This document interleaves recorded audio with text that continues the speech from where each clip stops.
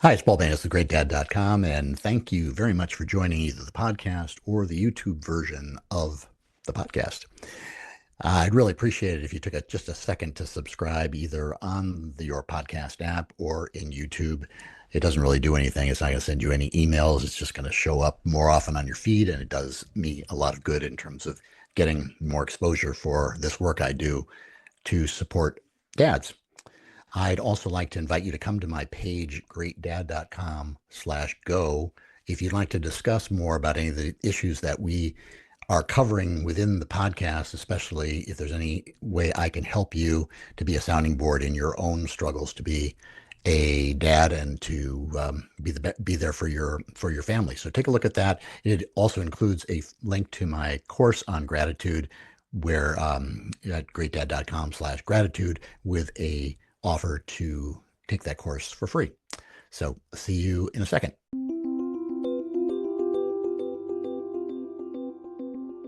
Hey, it's Paul Bays with GreatDad.com, and I'm here doing my weekly series talking about fatherhood, and part of fatherhood always involves a big focus on education. So today we've got an expert talking to us about how to get your kids into great schools, whether it's for undergraduate or business school or law school. And I'm happy to welcome Hamada Zahawi.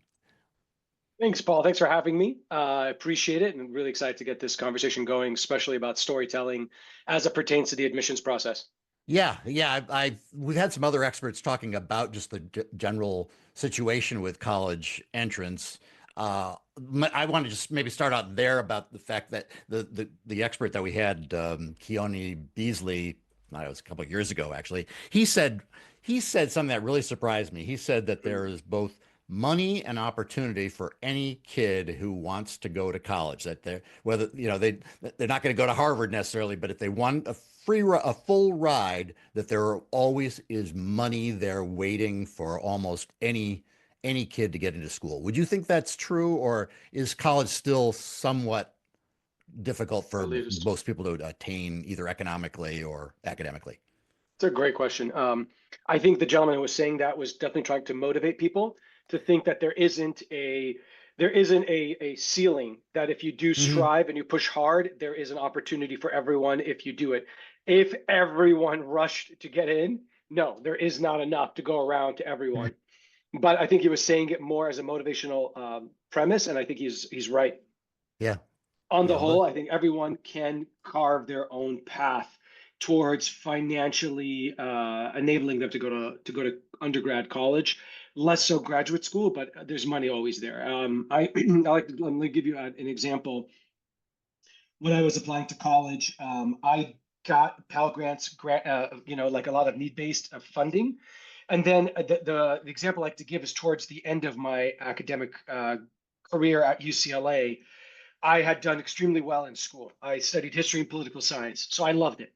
I loved what I Yeah. studied. So when you love what you study, and it's like history and political science, which is like one long big story, um, I was able to excel. Now, my financial aid covered most of my expenses, but not all of it. At the time, back in 2000s, UCLA was quite reasonable, as Yeah. you probably can Yeah. imagine. The UCs, I actually don't know what they are now. I want to say what, 20,000, 25,000, maybe a little bit more. I'm not sure. Back then, maybe it was Oh, like 10, but it was affordable. It was definitely affordable to go to school and so forth.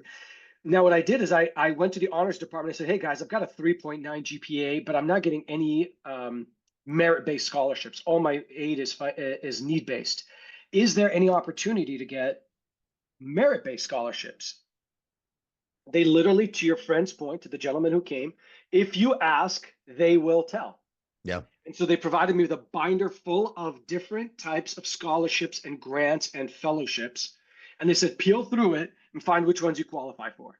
So I sat there in the office, probably best 2 hours used in my life, because I peeled through this bad boy, found five of them, applied to all of them, and ended up getting enough funding that gave me a profit by the time I graduated undergrad.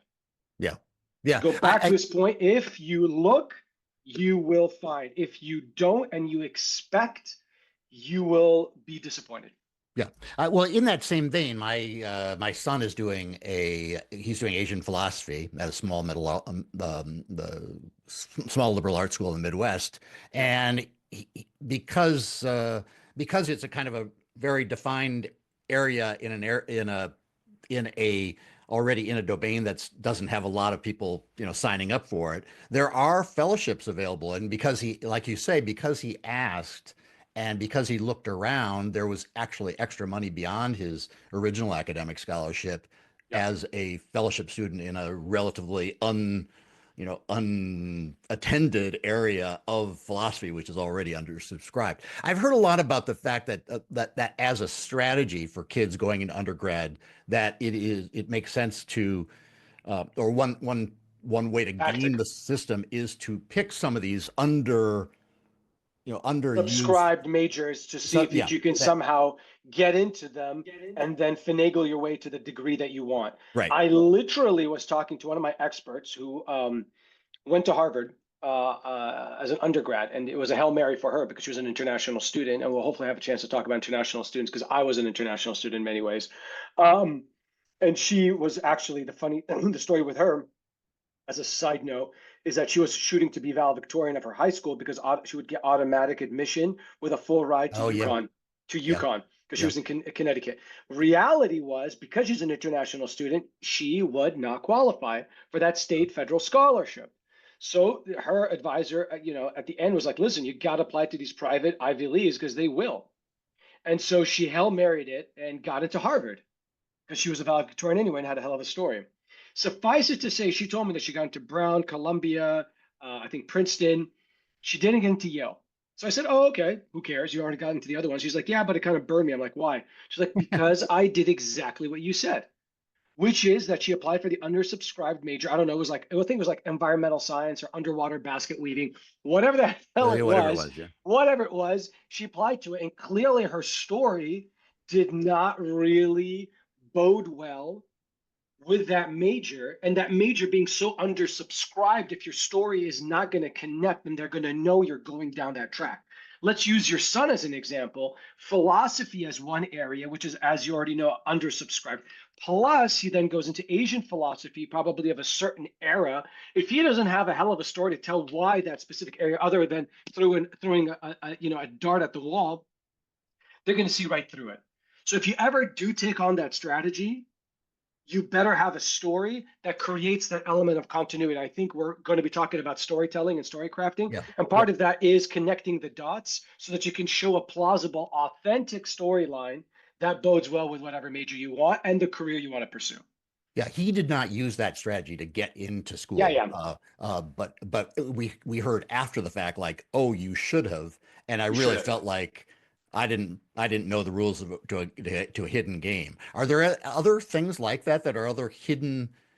That to me it seems disingenuous. But hey, the world is a game. So at a micro level, when it's your kid doing, I mean, as long as you're not lying and cheating and stealing. Yeah. Are there other things like that kids should know about that are Let's preface out of this. left field? Let's preface this, Paul, because I know you run a hell of a podcast that's all about authenticity and truthfulness. So let's reframe what you said to what can you do to um, to put yourself ahead of the curve as an Mhm. applicant. And one of the things that you can do, other than legacy, which sadly still exists, It's uh, just an infuriating. very infuriating. So you've got the legacy aspect, which obviously after that idiot who did that whole admission scandal, I think that really took a massive hit. Even though he was opting more on the side of sports as a mechanism, as you remember, to get folks in. But other than legacy, things that you could do with that is the back door is this is where you send your kid over to the school. Like, let's say they want to get into Georgetown, they do summer school there. Mhm. They start to ask a professor that they really start to find a connection with to do research for them. They go and check out the campus. They befriend alum. They could bend over backwards. When I have something called CLAP. CLAP is community, location, academics, personal. When the essay story is why our school, use that formula. Talk about the community of the school and why it works well with you and how you're going to add to it and how it's going to add to you. Talk about the location. So your son is in the middle of Where's he? Was that Nebraska? Where's he? Oh, He's in well, Minnesota and McAllister Minnesota. College. Perfect, McAllister. So, part of him, he's gonna have to say, he's gonna have to say, I'm a smaller city boy. Yeah. There's no way in hell this is a guy who's gonna come in there and say, I like the vibrance of a major city. And he's out somewhere in Minnesota, which is the state known for 1,000 lakes or whatever it is, or more than 1,000 lakes. So you talk about the location and how it fits with you, like that NYU versus Cornell, Mhm. two great campuses, two great Right. schools, two completely life experiences. Yep. Ithaca Yep. versus obviously Washington Square Park. Academics, what that was going to look like, and we can talk about that. And then the personal. People are like, what the hell is the personal? The personal is the X factor. What is the X factor? The X factor is what you're talking about. That is going to the school, taking summer courses, getting to know the professors, getting to know the alumni, doing a research project at that school, connecting with it, doing whatever it is, if that is the school you want to go to. And if it's the school you want to go to, let me add also ED, early decision, which is a really tough one. Like, you've really got to be married to that school. So again, using your son's example, did he really want to go to McAllister versus, I don't know, Carleton versus Right. Twin Right. City, whatever it is, University of Minnesota? Minnesota. Maybe for him, he really wanted to McAllister because why? There was a professor he really wanted to work with, Yep. and that professor wasn't planning to take sabbatical. Then in that case, he would go ED. And if he goes ED, it's binding. That gives him an extra edge. So these are factors that can give you extra edges. Get to know the school really well and make sure that they love you and you love them. And you could apply ED to give you that extra edge. Applying to the unsubscribed major, I do not recommend it unless you've got a massive connection to the unsubscribed major and you decide to go there. And then, like you Good said, story. you can then kind of finagle your way into the major that you want to go to. Yeah. Well, let me push back a little bit on what you're saying about the community and the connection and the visiting, because I know a lot of schools now they say we don't care if you've traveled around the world to get to our school. That we take that out of the equation because we don't want it to be an extra point for people who can afford to travel Your to travel. visit things. But some schools do. But are there situations like making that connection with the professor that's different, or going to the summer school that isn't just seen as, oh, they got the money to go to a fake summer program on our campus, or they did come to visit us, but who cares? Like, I what can think you do remotely? there's It's some got to be. subtlety in here in terms of what that list is that you usually hear and what actually are the parts that would work or would count. I like it. You're right. So there's a remote aspect to it because you're right. It does disadvantage those people that can come on campus. Yeah. Um, in truth, just think about it. Paul, if I want to work with you, I'm going to find every which way to connect with you on LinkedIn. I'm going to like your articles. I'm going to write an article that I know you're going to like, and I'm going to send it to you. And you're going to be like, wow, this guy's really pandering to me. Yeah. And you're going to suddenly start remembering me more and more often remotely. I Yeah. didn't come to see you. So same thing here. You've got to Same thing. think hard. Like, what can you do to differentiate yourself as an applicant, whereby, exactly to your point, you don't have to have boots on the ground, but you've connected with a professor remotely. You've connected them, whether through LinkedIn. One of the things I always tell people a lot, Paul, is write articles. Write articles and then use that article as a Trojan horse to say, hey, Paul, I really like what you're doing with Great Dad. I wrote this article that talks about hypermasculinity and what parents can do to either dissuade people from having that toxic masculinity or blah, blah, blah. And I thought you would like it. And I'd love to talk to you more about it. Boom, I send you the article. You peruse it. We're on a call now. Now you get to know me. Yeah. On and on and on. Same thing here. And I know that we're talking about people who are 16, 17, 18, so a little bit Yes. younger, The but different still challenge. Yeah. a different challenge. But still, if you've got something meaningful, a project, research assignment, whatever it is, you Yeah. just use that school as an opportunity to create that and forge that tie. And then, Paul, you talk about it in the essay, where under clap, which is that paragraph or the extra essay question that talks about why that school. And you literally talk about it. Like, how could they ignore someone who's bent over backwards to have that connection with that school for 2 to 3 years? They're going to say this person really cares versus the one that's putting like a template every time. Yeah. Well, Hamada, would you say that even though they say they don't count the visit, if you go to the school and you yeah. actually you talk to the admissions officer right there, hey, I'm Paul and I'm loving the school and everything, and I know this doesn't count, but I always want to see the campus, blah blah blah.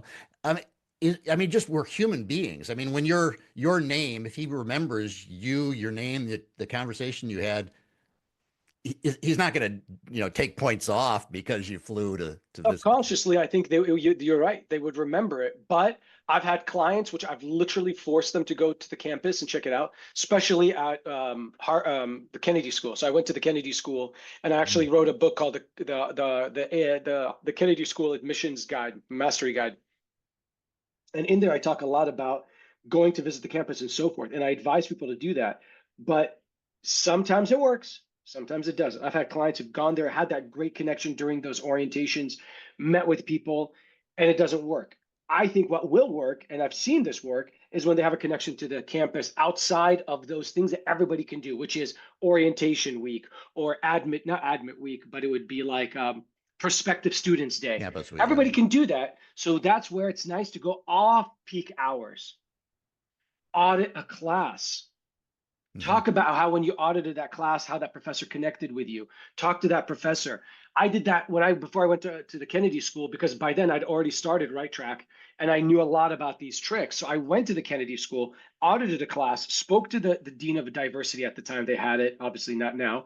All kinds of things on campus. And so they remembered me. I'm not going to say that was what pushed me over the edge, but it definitely helped. When I applied to, again, same point. Sorry, let's just say this. I'll add this. When I was at Berkeley for law school, I met the dean of admissions at one of the fairs. But then I got a student to write me an additional letter of recommendation. A current student wrote me a recommendation letter. That was my fourth. And she really said this guy would be an excellent fit. The connection when I met him during the kind of the speed dating, go to the law school booths and stuff and see all of that. When I met him there, then he got the letter from the person, connected 1+1 when my essay came through. It definitely went up the pile, even though I had a dismal LSAT score. So if you meet this professor, let's say you're lucky enough to be able to audit a course, or you somehow you meet them through your family or whatever, does that professor then have to be in the department that you're saying you're going to be subscribing to or Ideally, yeah. majoring in? And then Ideally, they put in the work for you? because it makes sense, right? Like now you've got a story. I went and saw Professor Paul. His class was phenomenal. I couldn't believe the intellectual rigor and the how vivacious the classroom environment was, and stimulating and so forth. I can't wait to be able to work with professors like him and do research fill in the gap, whatever Professor Paul's research is. And so therefore it makes sense. Now, if you go to some random, go to an engineering class, but it's the only class you could get into, because at McAllister, for example, your son's school, there's probably only so many classes per day. It's not UCLA with 5,000 students in one, or 20,000 students. There's a bazillion classes happening. So it makes it harder. I would err on the side of try to audit a class, but if you cannot and you can only go to another class, just say, and I audited a class where in general, the student caliber was phenomenal. If you can't get into a class in your specific field. Yeah.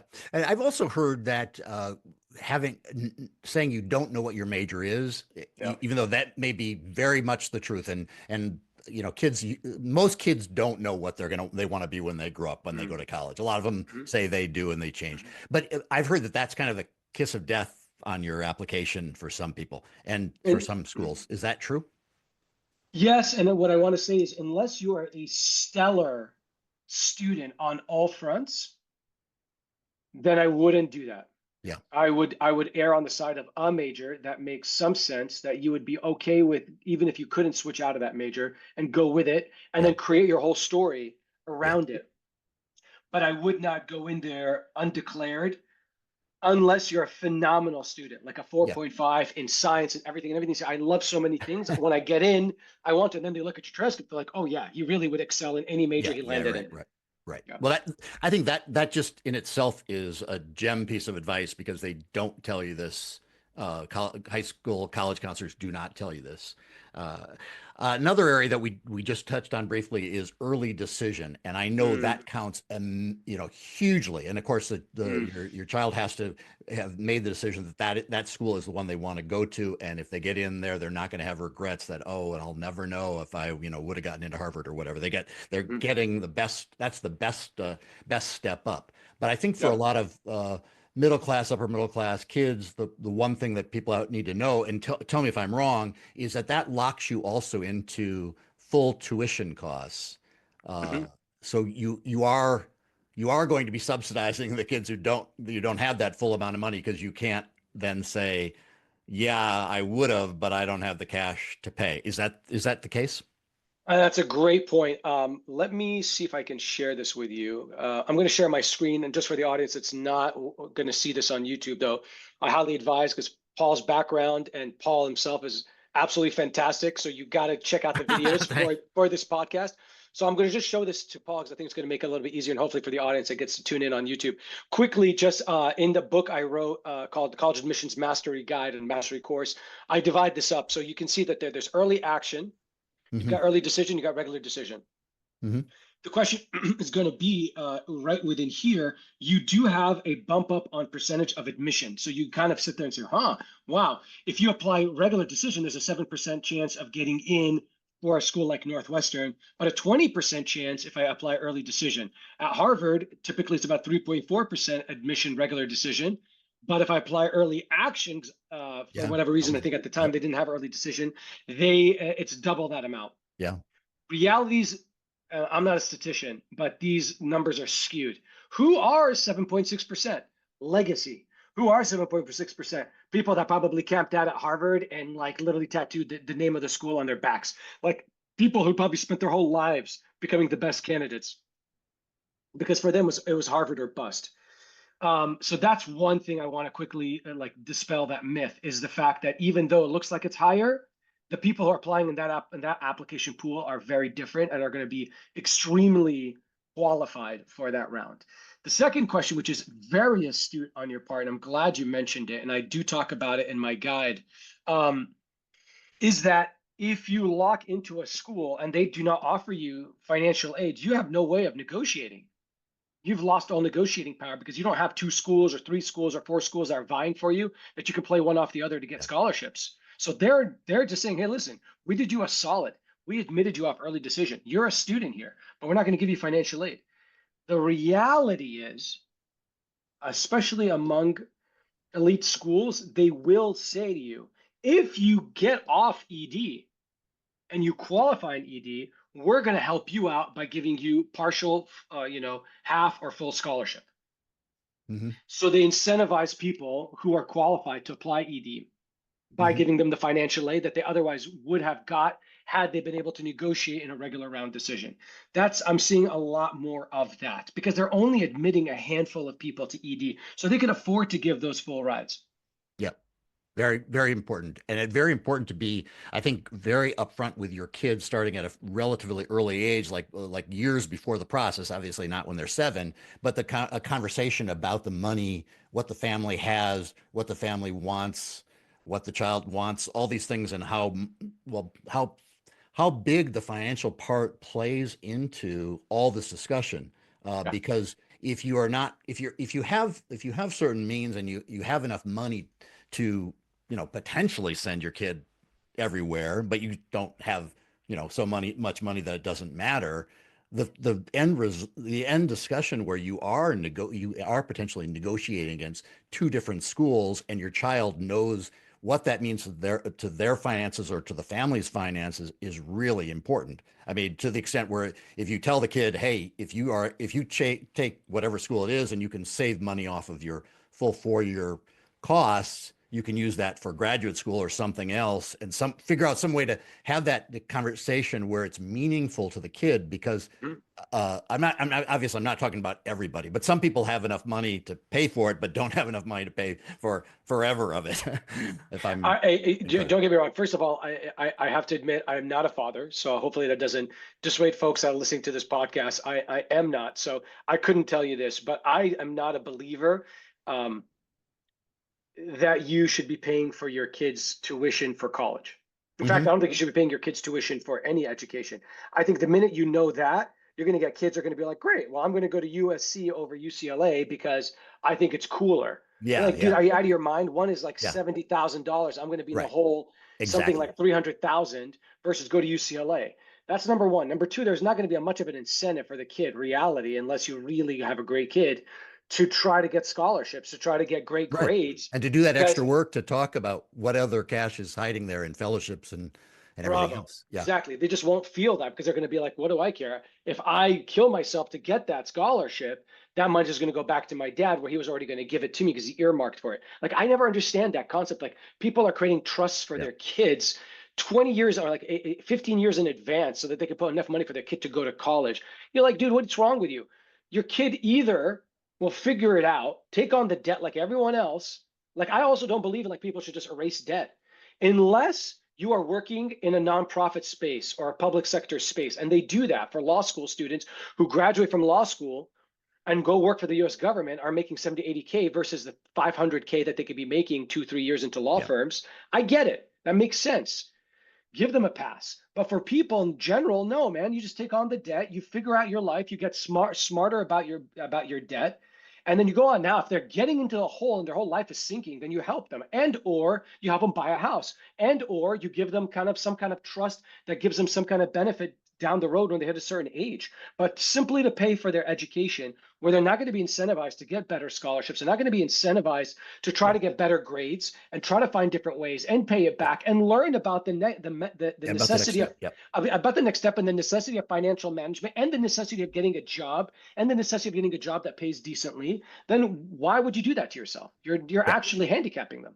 No, I think there's a bunch of different ways to look at this, and I really appreciate your point of view. I think for a lot of parents of, it's similar to my age group or a little bit younger, is that we benefited from very much lower tuition, and we did have a lot of help from our parents because it wasn't the same type of financial outlay, and we kind of a lot of us made the mistake of kind of committing to things that were larger than we should have at a time when we had like no real connection to the ridiculously high cost of all this. Okay, I don't want to go too much farther without us talking about the thing that I was really intrigued with also in all your materials is the storytelling aspect, because I Yeah. think a lot of people struggle with this personal essay that almost no matter how you write it, it always sounds like it's trite or it's grasping or it's Mm, or you're wishing you had had a family tragedy that you could mm. use, because you hear these stories like people lost their parents or whatever, but it was the great story that got them into Harvard. uh and how you can construct one if you don't live a ridiculously dramatic life. Got it. Very, very well said, and that's true. I hope nobody suffers from that fate. The reality is, there's a concept that we've used at Right Track called living your story. So if I'm talking to, if parents right now are listening and their kids are anywhere under the age of 17, Hmm. you essentially can start to seed life experiences, happenings at the age of whatever, 12, 13, 14, 15, even 16. How do you have and how do you seed that authentically? You put yourself in circumstances where you get those experiences. What do I mean by that? So if you go and you do a project abroad, and I know hopefully we'll have a chance to quickly talk about that in terms of studying abroad or living abroad or doing volunteer work abroad, you will interact with people that are in need, people that are different from you. That will shape your life experience. That'll shape your mentality. That is a nugget that you can add to the essays when they ask you, tell me about, a difference of opinion and what you did about it. Tell me about a challenge you faced and how you overcame it. Tell me about a risk you took and why you took it and what you did and what you learned from it. How in the hell can I answer these questions when my life has been cookie cutter because the parents have been coddling them the whole time? And we can't take a kid and throw them in South Central LA and be like, good luck. Now let's give you some life experiences. So you're not going to do that either, where it could be difficult. And there could be like, I'm so a fish out of water, right? You're not going to take a kid and throw them into a war zone. But what you need to do is start to create that empathy, create that connection, and get them out of that community. And definitely get them the hell off this thing. Yeah. The minute they're on their phone, that's a train wreck Yeah. waiting to happen. So you're, what you want to you're do is put them in those circumstances that they learn from their surroundings where it's not controllable. So, well, obviously, TikTok is not. You're not going to be able to mention a great TikTok you saw during in any of those essay questions. But you're touching on something that I'm wondering if it is a hot point. Mm. Is those experiences that bring empathy, difference, understanding, those types of human values, are Mm. those kind of experiences the ones that you would think are most meaningful in this Yeah. context? Course. I mean, I mean, if I could take a moment, I wish we had a 50-hour podcast because we could talk about this thing for days. You're asking me like why I do this. I'm telling you, half the time it's because I'm super passionate by just kind of looking at the human experience and like, what were the admissions people thinking when they were going through and creating the essay questions for these things. Let's just take a quick peek right here at the Common App application questions, right? Those Common App application questions are awesome because they really give you a good sense of what they're looking for. So let me just see if I can share this with you. There they are. Share, resume. So right there, just look at Hmm. look at these questions. Some students have backgrounds in identity, interests, and talents that are so meaningful, right? The lessons we take from obstacles we encounter, Hmm. right? Just think about that question. Reflect on a time you were questioned or challenged a belief. Are you kidding me?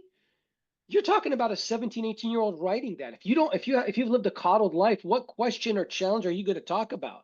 So of course it's going to talk about human values, human value, setback, human value, identity, human value. Reflect on something that someone has done to you, pure human value. Discuss an accomplishment, a human value. Nothing's telling me to tell me about a sign, the Einstein's theory of relativity.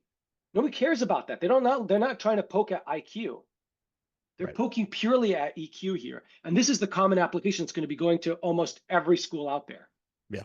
Even if the college, take the college things out of it, I think these questions would be all good for parents to ask of their thinking of their kids and how you want to raise your kids. Like, Exactly. these are the things that you want your kids to have as life experiences to grow and be good human beings. So I really appreciate that. And that goes back, Paul, to Yeah. what we're saying, living your story. So if I tell you, seed those experiences Yeah. in there, and if you tell me, Paul, but Hamada, that sounds so opaque. What do you mean? Then let's reverse engineer this. Exactly what you just said, Paul. I challenge parents to go to their kids and sit down and ask them, could you answer this question for me? Could you answer this Yeah, question for me right now your if I 13 ask or you? 14-year-old rather than waiting until they're 17 and they're Sure, doing this thing. exactly, exactly. And then they have to apply. No, let go of your 15-year-old, your 16-year-old. Reflect on something that someone has done for you that has made you happy or thankful in a surprising way. How has that gratitude affected or motivated you? They're going to be like, I don't know, mom. I don't know, dad. Aha. We need to do more. We need to put you in a scenario where you're doing more volunteer experiences, more extracurriculars that deal with people in need, underserved communities. So you can start to learn these experiences and then write about them authentically in your application. Yeah. Yeah, that's really good advice. You want to talk a little bit about the story arc, the ABC Sure. method? So let's just say we've already talked about these essays and so forth. These essays, I think they've changed the way that they're writing them. I want to say now they're like 300 words. I could be wrong. Oh, Last year it was 650 words. So that's a solid essay, right? So let's get rid of this. Let's go to this graph. I think you guys can still see that. Can you see that, Paul? The graph yep, there? yep. Awesome. So this is a graph, classic story arc. Anybody in the movie business knows this. Anybody in the story writing business knows this. Nothing new here. It's a classic story arc.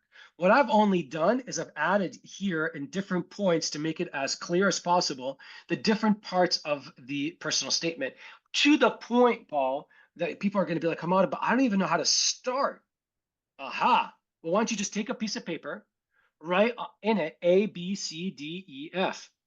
And underneath each one of those, write the title, attention grabber, background, career development, direction, and educational institution, finale. Hmm. And then underneath eat that, write out literally that topic that falls underneath that concept. But the idea basically is this for those who can't see this or are listening to the podcast. You've got tension on one axis, the x-axis, and then you've got time, temporal, on the y-axis. So you got tension rising, and then you got beginning, middle, and end. You've got the story arc right there, smack in the middle. You start with attention grabber. What are you trying to do? You're trying to pull the audience in. There is no good movie that just starts with a man staring at a wall for 50 minutes. Doesn't happen. Right. The guy could be staring at a wall, but it's got to last for about a minute or two. And then we got to be like, why is this guy in this dark room staring at a wall? Is he in prison? Where is he? What's going on? Brain's working, brain's working. I'm interested, I'm intrigued, I'm chowing on my popcorn, looking at the scene, right? Same with your story. You've got 10 minutes to impress the admissions committee person reading it, probably even less. So you've got to basically catch their attention from the jump. Don't make it overly dramatic. Don't make it cliche. Gandhi said, just get into a story. What's this attention grabber? It could be a quote that's very, I wouldn't really recommend that, but you can start with it. Usually it's a dialogue. So there I was with Paul sitting there overlooking acts. It suddenly struck me, wow, one, two, and three. And start with a story, pull them in. So you have dialogue, you've got an action sequence, you've got that quote, you've got a statistic, Right. right? Yeah. That really is profound, that Yeah. grabs them, right? Yeah. That's what you want to have. Storyline, tension is high, Yep. boom, you hit them with the attention grabber. Yep. A for When the attention bone grabber. broke, or when the car crashed, or when the explosion, Whatever when it they is, heard but the explosion. right, it's got to be something that pulls Yeah. in the Yeah. audience. And then give it a little bit of context. So I'm just kind of giving you an overview, giving a little bit of context. Like, what's the point of this crazy scene? And then give them a little bit. And this really made me think about life and what I could potentially add to or do in terms of what I'd want to study and do in my life. So it gives them a little bit of a roadmap of where we're going to go with this, Yep. why it's even relevant. Then get into B, background. If you want the admissions committee to fall in love with you, they've got to know you. And they've got to know you in a very vulnerable way. So you've got to peel back the onion and basically say, listen, here's a layer of me. Here's a layer of me. Here's why I'm this way. And here's why I'm this way. Because that background paragraph informs what? Your values. And if you can showcase your values early on, then we know then that is the truest sense of authenticity, which is you have certain values and you're living up to them. Paul, use you as an example. You have certain values as a father, as a parent, as someone who wants to give back to the community. How have you lived by that? You created a podcast to do this, to disseminate that information. Same thing here. You've got to showcase your background. And that's what's called in movie parlance, the character development. If I have you in the opening scene and I shoot you and you're gone, nobody cares. Oh, well, there's a guy, he's dead. But if I suddenly learn that you're a father and you're great and at least 10 minutes devoted about you and then you're shot, wow, it's like tragic. What happened? I'm pissed now. I need to know. So that's the same thing with B, background. C, career, I mean, is story development. And that's where you start to give more structure to that A, attention grabber, and more structure to those values. So now I'm bought in. I want to know everything about you. Then we reach an inflection point. This I used to kind of describe in the easiest way Star Wars. We had, you had Luke Skywalker, and he had a decision to make. We saw him as a citizen or whatever, a regular, whatever they called them. And then he gets to the point where he's got to make a decision. Either becomes a Jedi and fights Darth Vader and the evil empire, or he goes back to what he was, Luke Skywalker. And he makes a decision. It's an inflection point. And so he goes into that inflection point and he makes the decision. In his decision, he wants to be a Jedi. How is he going to be a Jedi? Yoda has to train him. Obi-Wan Kenobi has to give him motivation. Where is your Yoda in this equation? The school, the program, the major. That's going to give you the tools, the firepower to go out there and really be able to achieve. D, direction, your goals. So E, educational institution, clap. Use clap to fill out the education part. Community, location, academics, personal. Wow. Okay. And then you get to F, finale. What is F, finale? It just basically pulls the whole thing back full circle. Because what do we love, Paul, more than anything? Is having a beginning, a middle, and an end, a storyline and closure. So that really brings the whole thing back to the end and leaves us with a profound takeaway. Yeah. That is a storyline that you can use for almost any essay in different variants, whether you're applying for college, scholarship applications, graduate school, what have you.